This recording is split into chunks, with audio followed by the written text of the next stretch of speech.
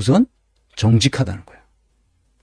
인테그리티가 있다는 거예요. 인테그리티를 여러 말로 번역할 수 있는데 성실하다고 말할 수도 있고 정직하다고 말할 수도 있고 청렴하다고 말할 수도 있고 진실하다고 말할 수도 있고 하여튼 인테그리티라는 다 그런 뜻이에요.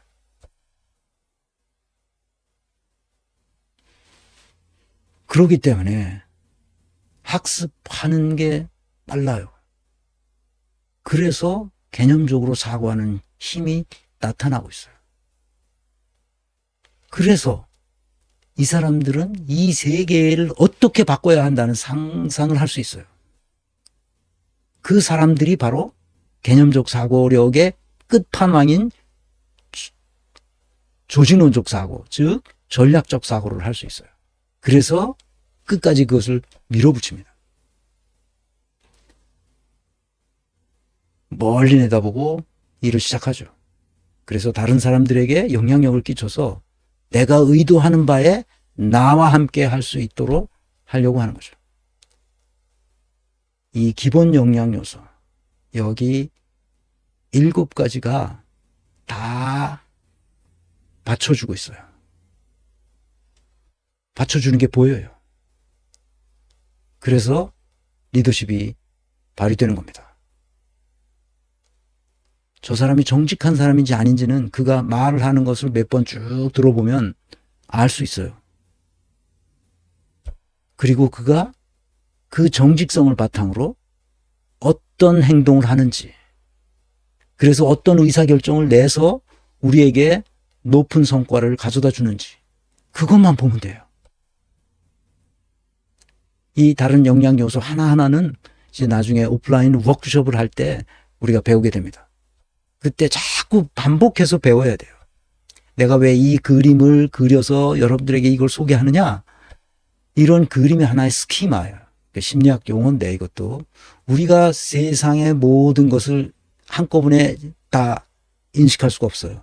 머릿속에 저장할 수가 없어요.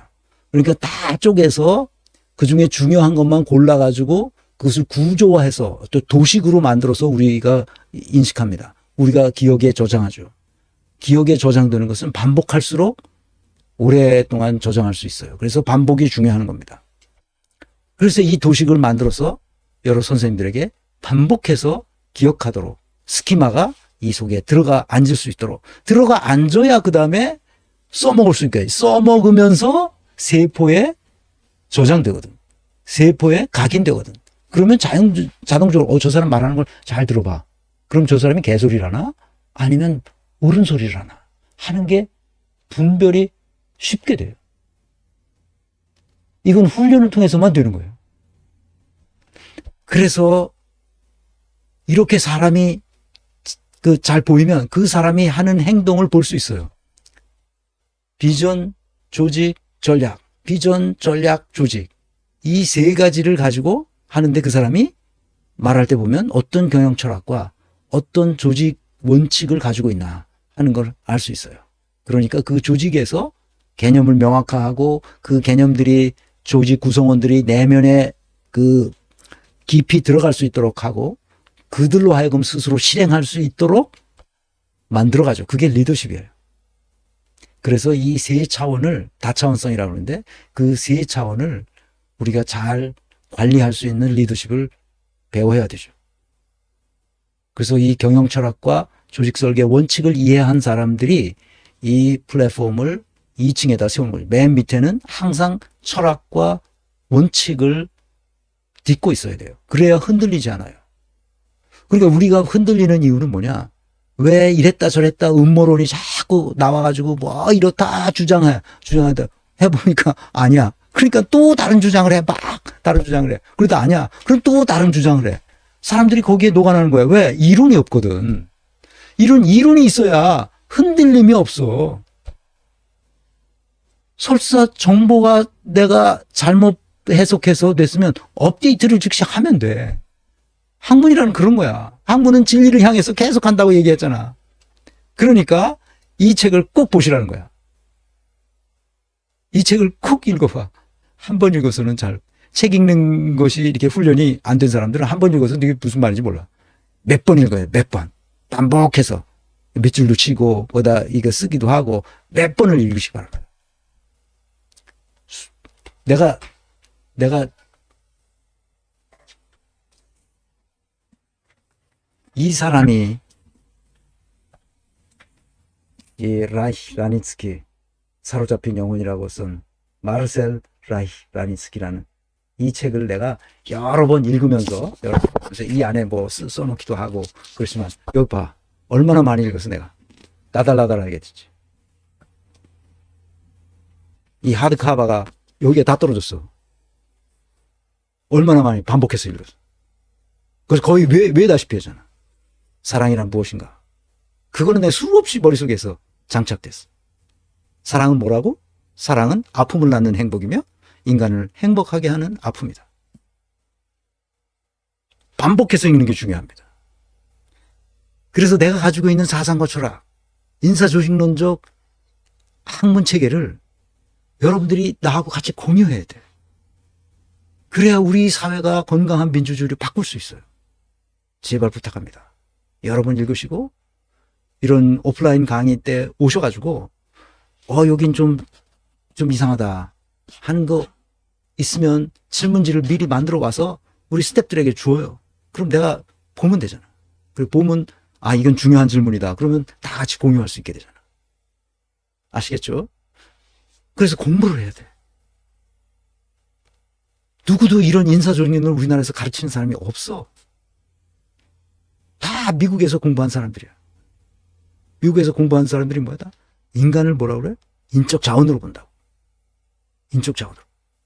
그래서 인간의 이성과 인간의 영혼이 퇴락한다는 거야. 조지 레이코프가 한 얘기야, 이거. 그래서 미국의 사회 시스템이 퇴락하는 것은 바로 그것 때문에. 인간을 인적 자원으로 보기 시작했거든. 인간이 자원인 거야. 그럼 싼 기름값이나 싼 노동값이나 똑같은 거잖아요. 좋은 거지. 그러면 착취하면 착취할수록 좋아지는 거야. 그래서 윤석열이 69시간 일주일에 노동해야 된다고 주장하고 있는 거야. 그래서 노동자들의 임금을 더 깎아야 된다고 주장하고 있는 거야. 이론을 공부하시기 바랍니다. 그리고 그것을 사회에 적응해서 내가 이것을 해석할 수 있는 힘을 기르시기 바랍니다. 간절히 부탁합니다. 그러면 이것도 아까 얘기했던 경영철학과 조직론적 설계의 원칙을 따라서 리더십을 발휘하면 돼요. 그러면 맨 밑바닥에 튼튼한 틀을 가지고 그 기반 위에 자기가 플랫폼을 만들어서 운영하는 것 때문에 이것이 잘못될 가능성 거의 없어요. 잘못될 리가 없지. 윤석열 같은 놈이 나타날 수가 없어, 이 세상에. 이렇게 하는데 어떻게 나타나네. 그래서 이 책을 보라고 하는 거예요, 계속. 미카 키무라님, 총선 후보 문제로 신장식은 민주당이 호남에 침 발라놓았냐고 얘기한다. 민주당은 침이 아니고 민주화 운동을 하신 분들의 정신과 뼈가 묻힌 위대한 곳이다.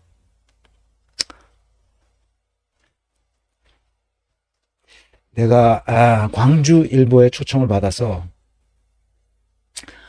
가서 강의를 한 적이 있어요. 광주일보에 가서. 간 김에 이제 호텔을 잡아서 거기서 광주 이제 그 금남로 광주시청에 있던 그 금남로를 쭉 다니면서 망월동 묘지까지 갔죠.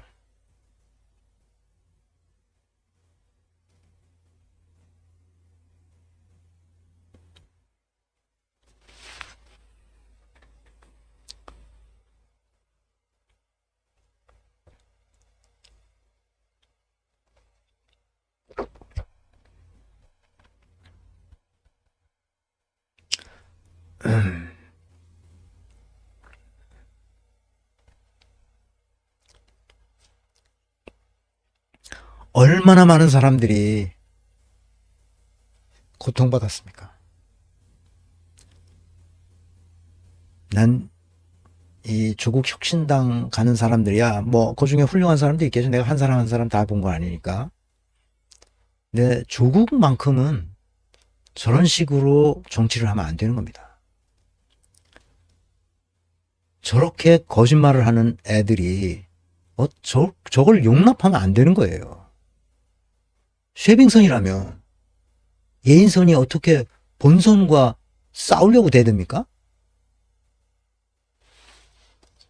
난 저런 더러운 놈들, 나는 저런 애들이 서울대 법대 교수를 했으니 법을 나온 놈들이 제대로 뭘 하겠어. 나는 제가 저거 할 때 너무 불쌍했어요. 그래서 어떻게든지 저놈을 도와야 되겠다. 그런 생각을 했다고. 그래서 내가 정보를 찾아보고 제가 왜 저러지? 계속 찾아보면 찾아볼수록 자기 이익을 위해서 공직을 활용했던 거야. 그러다가 뒤에서 칼을 맞은 거지. 그래도 나는 불쌍했어요. 그 자식들이 그렇게 되는 걸 보고. 그래서 어떻게든 도와주려고 그랬어. 그래서 신당을 만드는 걸 보고 이건 내가 도저히 묵고할 수 없다. 내가 도와주는 건 사사로운 일이고 이거 공익을 위해서 저런 놈이 정당을 만들어서 운영한다는 것은 용납해서는 안 되겠다 이렇게 생각한 거죠. 그래서 내가 비판하는 겁니다. 내가 조국의 지금까지 했던 말, 행동, 의사결정을 다 봤기 때문에 그렇습니다.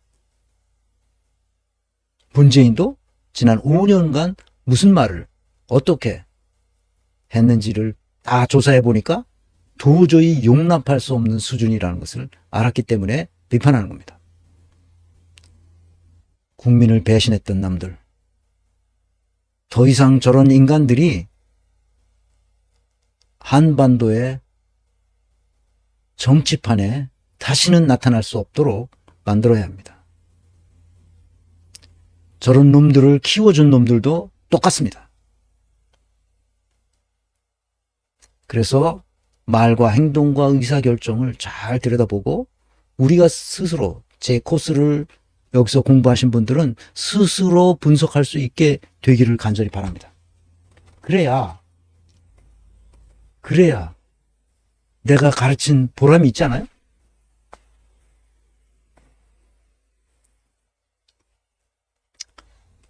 일관성이 있는데 일관성이 없는 놈들, 문희임 노조, 막스 베버의 열정, 그것이 오늘날 100년이 지나면서 이렇게 바뀌었다는 사실을 공부하시면 됩니다. 그래서 실용적인 성과물을 만들어낼 수 있어야 됩니다. 그렇게 하려면 세계관이 형성되어 있어야 돼요. 세계관이 형성되어 있다는 말은 이 세상을 보는 관점이 쫙 열려 있다는 뜻이에요. 누구 유튜브를 봐서 정보를 흡수하면 그 정보가 내 머릿속에서 이것을 의미하고 저것을 의미한다 하고 분별할 능력이 생깁니다. 유능함과 무능함으로 분별할 능력이 생겨요. 그것은 자기 자식들도 마찬가지고 자기와 함께 사는 배우자도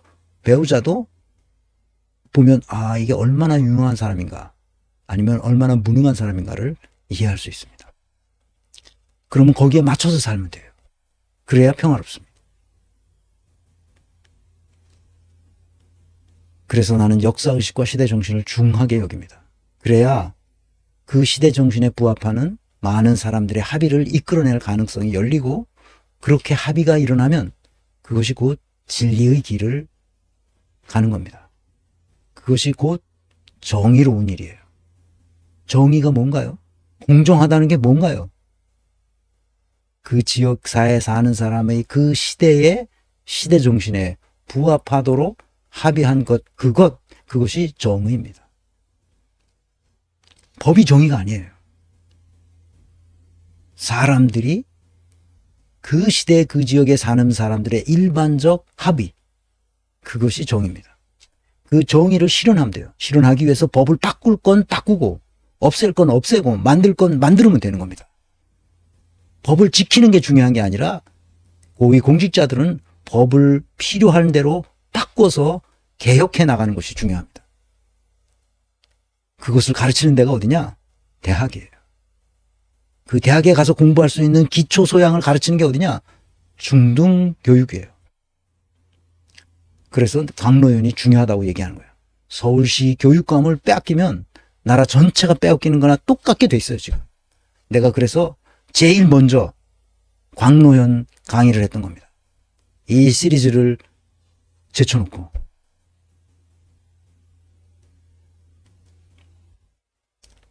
이 힘을 길러야 됩니다. 시스템적 사고, 맥락적 사고, 입체적 사고를 할 수 있는 힘을 길러서 그것을 조직론, 인사조직론을 조금 공부하면 시스템적 사고를 할 수 있는 사람은 조직론적 사고하는 것은 그렇게 어렵지 않아요. 통시적 지평과 공시적 지평, 역사의식과 시대정신만 거기다 가미해서 조직과 시스템과 프로세스를 어떻게 설계해야 되는지만 배우면 되는 거예요. 어떤 구조, 시스템, 프로세스가 필요한지만 알 수 있으면 되는 거예요. 물론 그게 쉽지 않지만 여기서 가르쳐 주잖아. 여기서 배우면 돼요. 인간의 가장 고등한 정신 능력. 조선시대에 우리의 조상들이 인간의 가장 고등한 정신 능력인 조직론적 사고를 못했던 거예요. 그걸 개발하려고 하는 사람도 없었어요. 그래서 나라가 이렇게 된 거예요. 조직론적 사고라는 게 뭐냐? 어떤 문제가 발생했을 때 그 문제를 일으킨 구조와 시스템과 프로세스가 뭔지를 보는 거예요. 지금 이 난관이 된 거예요. 이 국가적 재앙을 만난 것은 문재인 정부가 5년 동안에 이런 난관이 일어나리라는 것을 예상해서 언제든지 구조와 시스템과 프로세스를 재설계할 준비가 돼 있어야 되는데 준비를 못한 거지. 그런 생각조차 못한 거야. 우리 조선시대의 4대 부들처럼 아무 생각이 없었던 거야. 그러니까 왜 없었을까? 자기 이익 때문에, 자기 안위 때문에, 그리고 그것을 빨아주는 유튜브들 때문에 그렇게 됐던 거야. 그게 원인이라고. 그럼 왜 문재인은 그런 생각을 못했을까? 원래부터 칠푼이었어. 그럼 왜 사람들이 칠푼이를 칠푼이라고 보지 못했을까? 사람 보는 눈이 없었기 때문이야. 사람 보는 눈을 누구도 가르쳐 준 적이 없어, 이렇게. 문재인의 과거를 봐. 뭐 의미 있는 사회적 성취가 있는 게 있었나? 없었잖아. 그런데 뭘 그걸 대단한 사람이라고 전 난리를 부렸냔 말이야. 나도 속았어, 나도. 나는 그때 정치에 관심이 없었거든. 그래서 내가 후회하는 거야. 진작에 내가 이걸 파고들었어야 되는데.